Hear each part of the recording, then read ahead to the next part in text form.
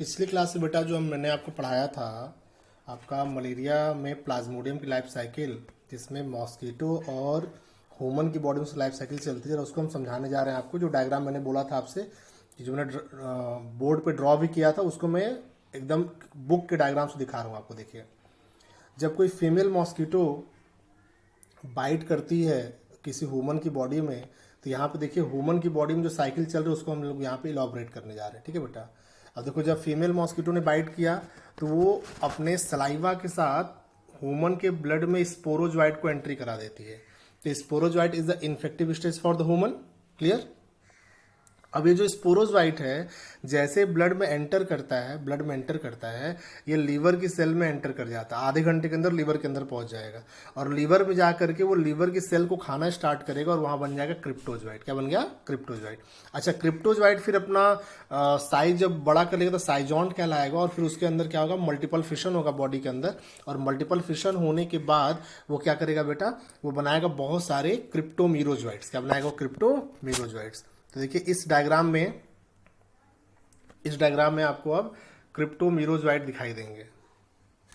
देखिए यहाँ पर क्या हो रहा है, यहाँ क्या हो रहा है? आपका क्रिप्टोमीरोजोइट्स बन रहे हैं। इसके अंदर आपके क्रिप्टोमीरोजोइट बन रहे हैं बेटा।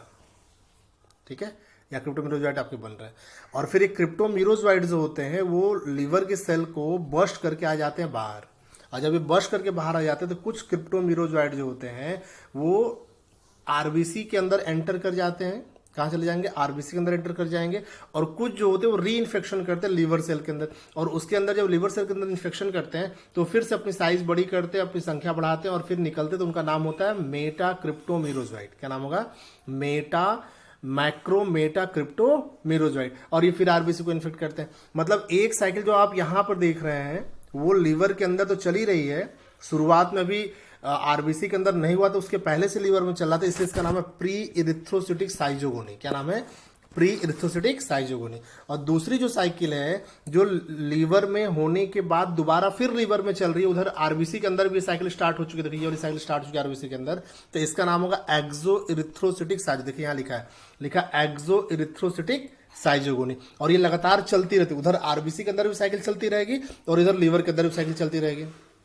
समझ में आएगा बेटा? तो ये साइजोगोनी कहां पे हुआ? Schizogony in the liver of man. तो ये जो आप देख रहे हैं ये schizogony in liver of the man में ये चल रहा है आपका, ये पूरा हिस्सा से लीवर ऑफ द मैन में हो जाएगा। ये समझ आएगा बेटा?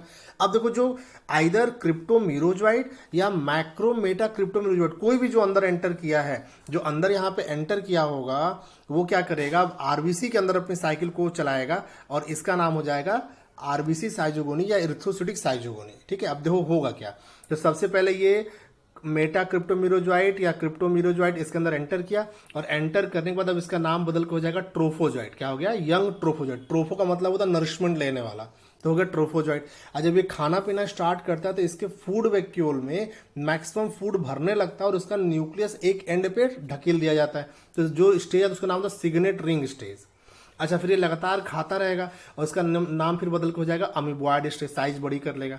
और अमीबॉयड स्टेज वाली कंडीशन में क्या होगा कि जब ये हीमोग्लोबिन को बहुत ज्यादा खाता रहेगा तो हीमोग्लोबिन का जो हिम पार्ट के लिए जो डाइजेस्ट, ग्लोबुलिन प्रोटीन को तो डाइजेस्ट कर लेगा ये, लेकिन जो हिम पार्ट के लिए जो डाइजेस्ट नहीं हो पाएगा वो इसके में इकट्ठा होता जाएगा, जिसका नाम होगा हीमोज्वाइन ग्रेन्यूल्स।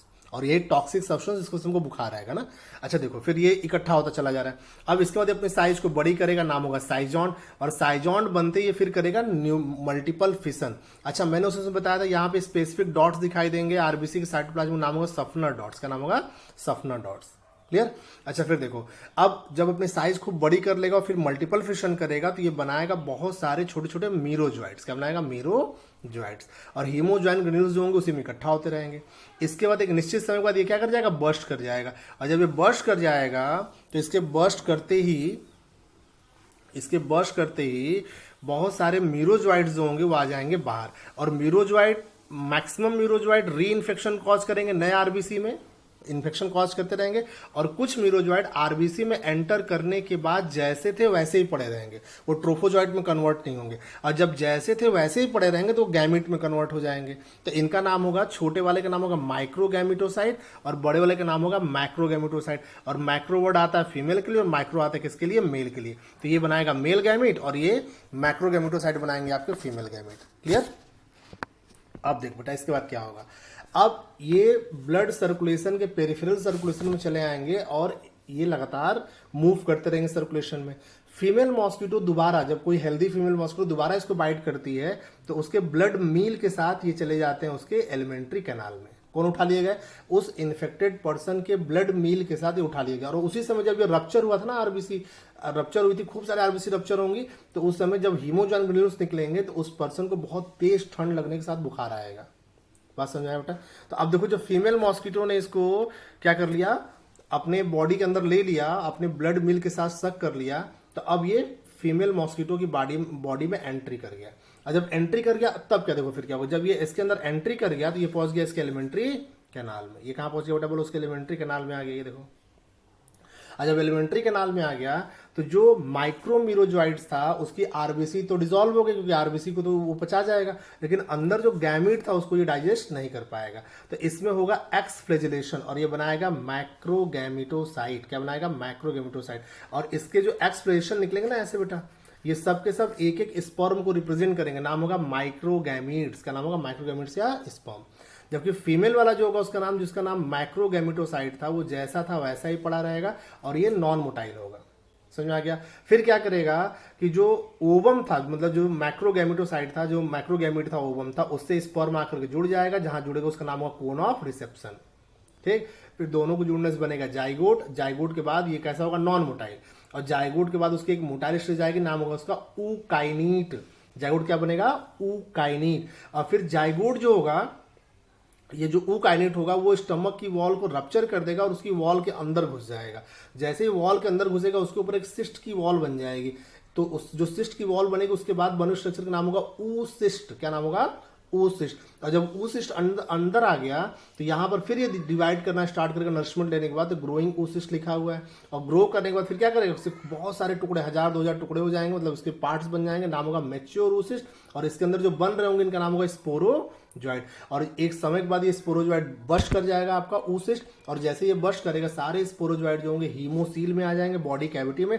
और बॉडी कैविटी से होते हुए आ जाएंगे इसमें उसके सेलेवरी ग्लैंड में। और सेलेवरी ग्लैंड होते हुए चले जाएंगे उस पर्सन के अब उसके सेलेवरी ग्लैंड में पड़े रहेंगे। अब जब दोबारा ये फीमेल मॉस्किटो बाइट करिए किसी हेल्दी पर्सन को, तो वही सलाइवा के साथ, जिसमें एनोफ्लिन सब्सटेंस होगा, उस सलाइवा के साथ चले जाएंगे उस दूसरे पर्सन की बॉडी में। ये समझा बेटा?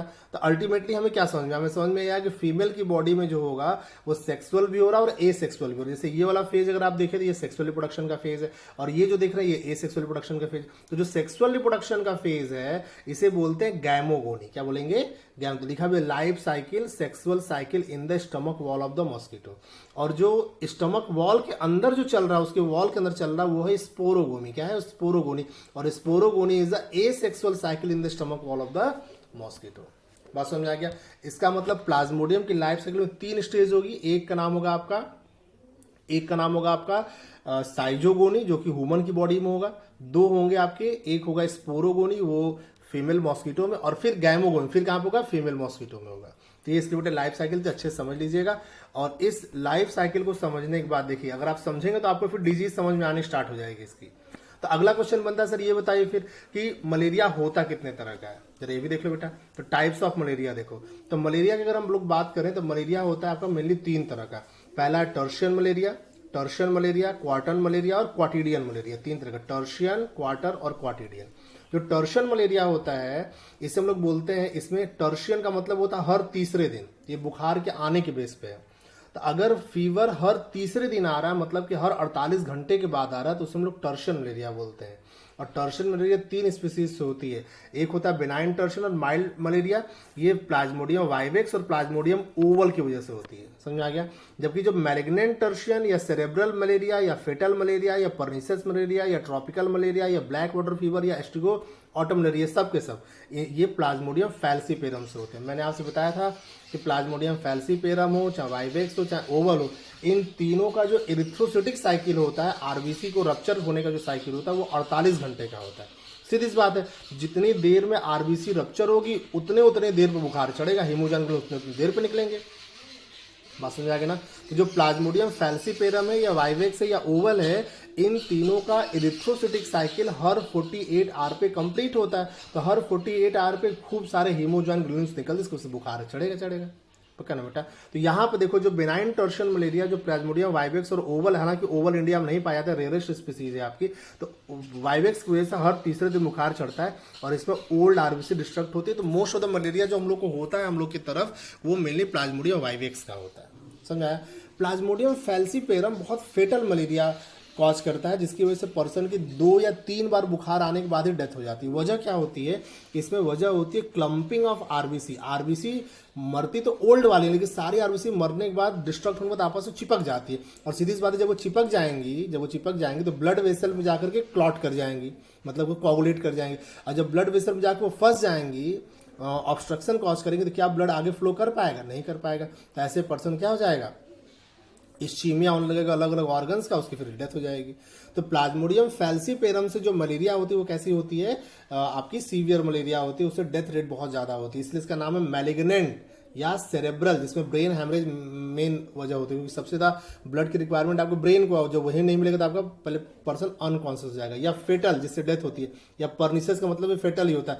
ट्रॉपिकल एरियाज में ज़्यादा होती है, जहाँ गर्मी ज़्यादा पड़ती है, इसको ब्लैक वाटर फीवर या ऑस्टियो ऑटम मलेरिया भी कहा जाता है। तो टर्शियन मलेरिया बेटा समझ आ गया ना? टर्शियन का मतलब होता है बुखार हर तीसरे दिन, क्योंकि उनकी एर्थोसिटिक साइकिल हर 48 घंटे में पूरी होती है। बाकी जो 2 मलेरिया उसका नाम है क्वार्टन मलेरिया और आपका क्वार्टेरियन मलेरिया। तो क्वार्टन का मतलब हो गया बुखार हर चौथे दिन आएगा, ये प्लाज्मोडियम मलेरिया की वजह से होता है। तो fever recur at every 4th day, fever हर चौथे दिन आएगा, लेकिन इसमें गड़बड़ क्या? Large destruction of young RBC, इससे पर्सन बहुत ज्यादा एनीमिक हो जाता है। अगर इस मलेरिया का ट्रीटमेंट हो गया और वो पर्सन बच गया तो उसमें एनीमिया के सिम्टम बहुत ज्यादा आते हैं। वजह होता है कि यंग आरबीसी की डेथ हो जाती है, ठीक है। तीसरा देखो है क्वाटिडियन। क्वाटिडियन का मतलब होता है रोज आने वाला बुखार, तो cause by mix species infection, और ये इरेगुलर या एवरीडे आने वाला इन्फेक्शन होता है। तो 3 तरह का मलेरिया हो गया। टर्शियन मलेरिया 2 तरह का होगा, टर्शियन मलेरिया में बेनाइन टर्शियन, मैलिग्नेंट टर्शियन, और दूसरा क्वाटिडियन मलेरिया, क्वार्टन मलेरिया, और तीसरा आपका क्वाटिडियन मलेरिया। समझ आ गया? तो जरा हम समझाते हैं आपको कि जो क्वाटिडियन मलेरिया ये होता कैसे है ना। देखिए क्वाटिडियन मलेरिया की अगर हम लोग बात करें तो मान लीजिए किसी पर्सन को हम आपको एक दिखा रहे हैं, एक पूरे 1 मंथ का चार्ट दिखा रहे हैं आपको, मान लीजिए 25 दिन का। तो किसी पर्सन को मान लीजिए कि पहले तारीख को प्लाज्मोडियम वाइवेक्स का इन्फेक्शन हुआ है, मॉस्किटो ने काटा, प्लाज्मोडियम वाइवेक्स बॉडी में एंटर करा दिया। अच्छा बताओ 14 दिन के बाद, मतलब मान लो 14वें दिन इंक्यूबेशन पीरियड के बाद इसका आईपी होगा, इंक्यूबेशन पीरियड होगा। 14 दिन के बाद इसको पहली बार इन्फेक्शन होगा, तो सॉरी पहली बार बुखार आएगा, तो 14 दिन के बाद क्या उसको पहला बुखार आ गया। अच्छा उसके बाद हर 48 घंटे बुखार आएगा ना, तीसरे दिन, तो देखो ये हो गया पहला दिन, दूसरा दिन, और ये हो गया तीसरा दिन, तो 16 तारीख को फिर उसको बुखार आएगा।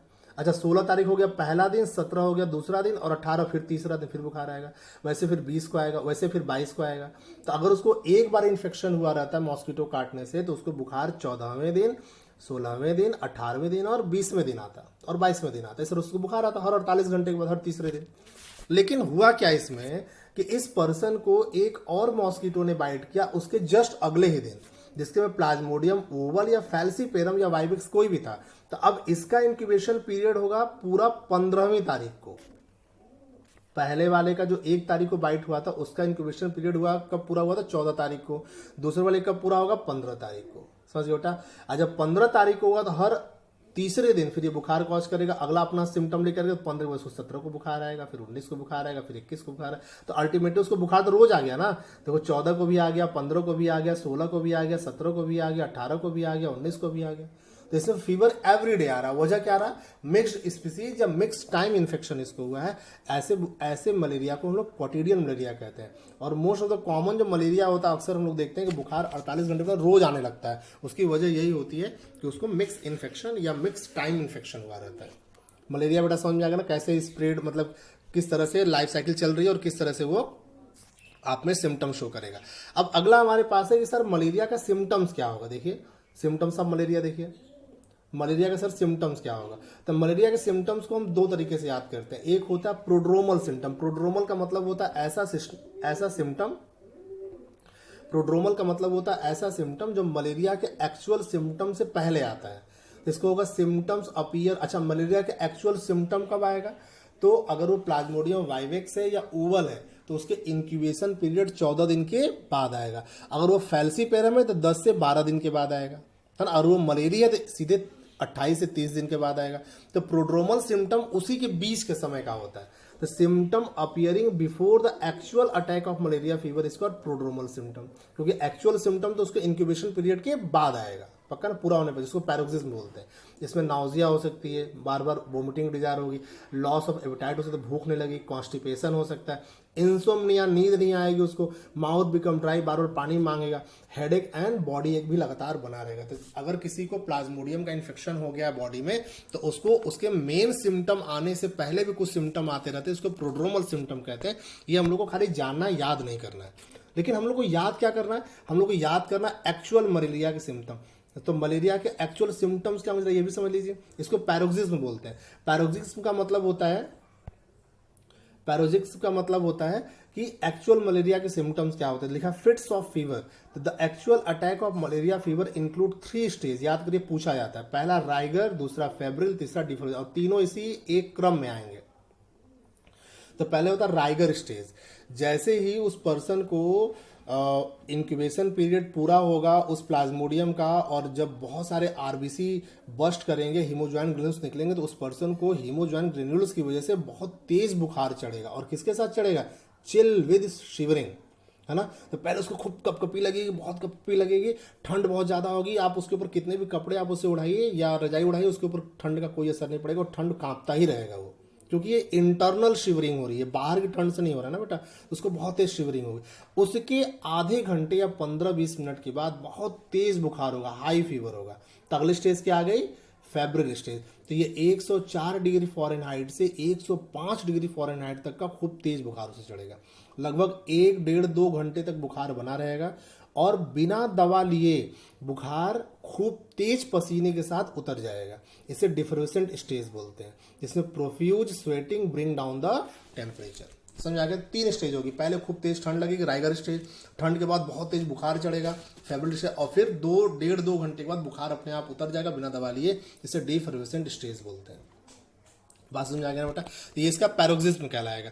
अब सवाल ये पैदा होता है कि सर मलेरिया का इलाज क्या करें फिर? तो मलेरिया का इलाज ट्रीटमेंट के लिए हमारे पास 2 नेचुरल ड्रग्स है। एक का नाम है क्विनीन और एक का नाम है अर्टिमेसिन। तो जो क्विनीन होती है निकालते हैं बार्क ऑफ सिंकोना ट्री से, और अर्टिमेसिन जो आपने पढ़ा होगा, क्विनेन दवा, क्विनेन आपने पढ़ा होगा, है ना। क्विनेन दवा जो होती है, क्विनीन जो होती है, ये बार्क ऑफ सिंकोना ट्री, और ये इतनी इफेक्टिव ड्रग है कि प्लाज्मोडियम के हर एक स्टेज को किल कर सकती है। चाहे वो लीवर में मौजूद हो, चाहे वो आपके ब्लड में हो, किसी भी स्टेज में हो, उसको किल कर सकता है। और एक दवा होती है अर्टिमेसिन, जो कि बार्क ऑफ अर्टिमेसिया से निकाला जाता है। तो ट्रीटमेंट समझ में आ गया।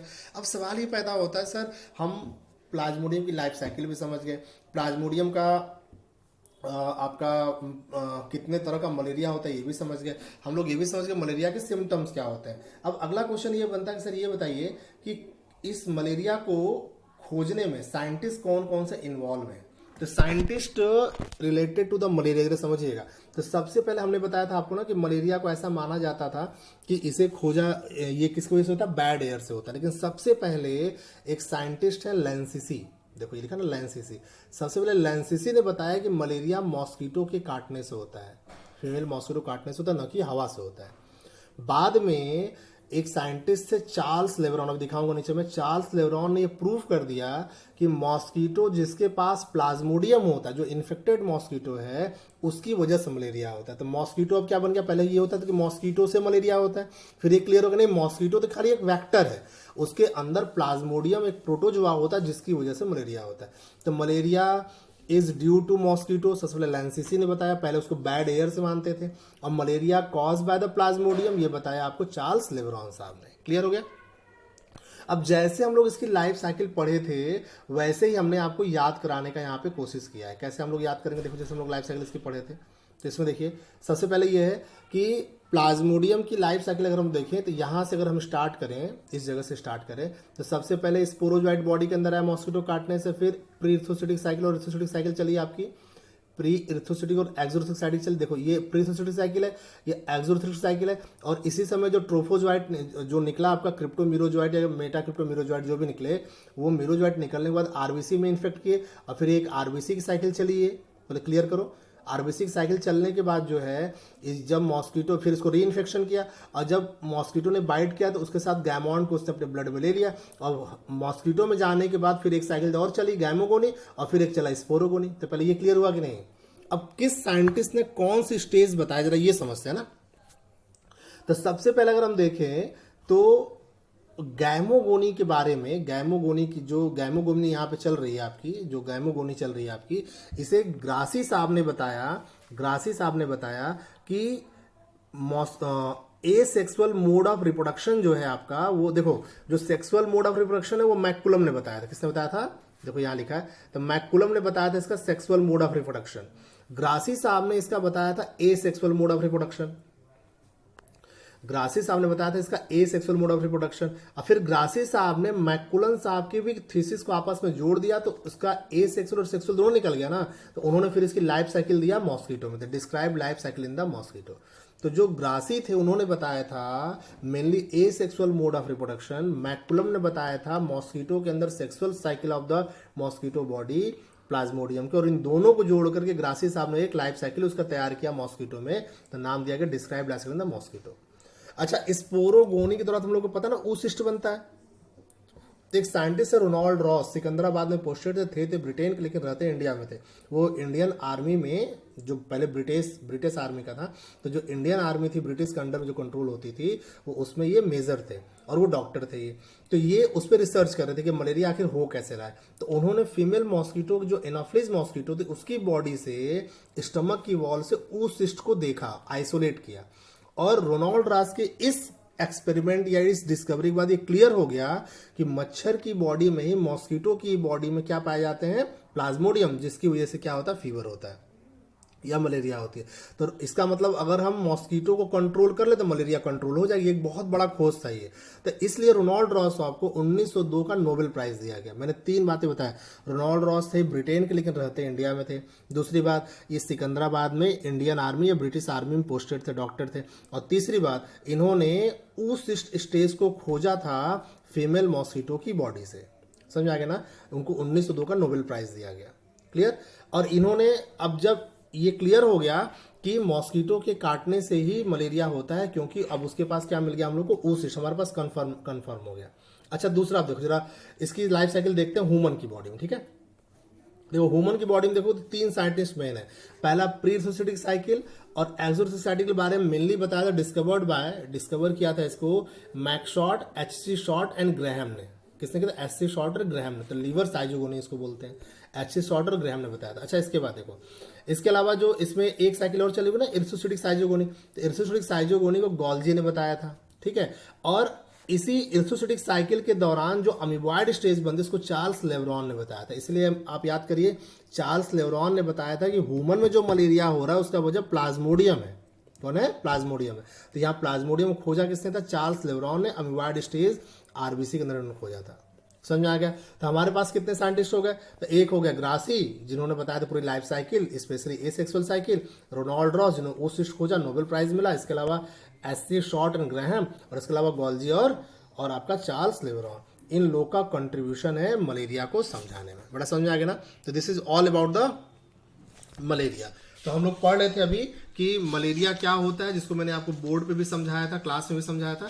और उसके बाद मैंने आपको बताया कि मलेरिया कितने तरह की होती है और मलेरिया के सिम्टम्स क्या होते हैं। और ये सारी फोटोज भी आपको सेंड कर दे रहा हूँ, आप इसे मटेरियल में देख लीजिएगा और इस वीडियो को अच्छे से याद कर लीजिएगा। थैंक यू बेटा। अगले सेक्शन में मैं आपको बताऊंगा कि जो कम्युनिकेबल डिजीज है, इससे बचने का तरीका क्या होता है हमारे पास। ठीक है, कम्युनिकेबल डिजीज से बचने का तरीका क्या होगा हम लोग के पास। Thank you.